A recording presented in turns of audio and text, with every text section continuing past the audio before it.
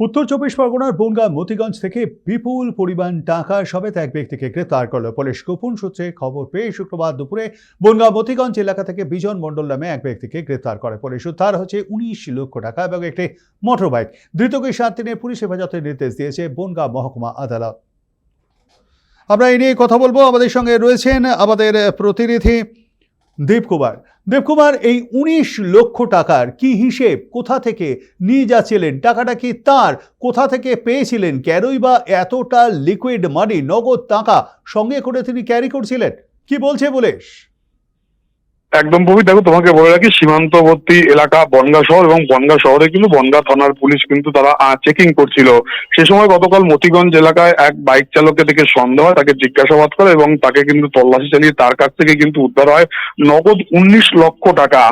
পরবর্তীতে তাকে থানায় নিয়ে যাওয়া এবং গ্রেপ্তার করা হয়, কারণ সে কিন্তু সঠিক উত্তর দিতে পারেনি এই টাকা কার এবং বা কোথায় নিয়ে যাচ্ছিল।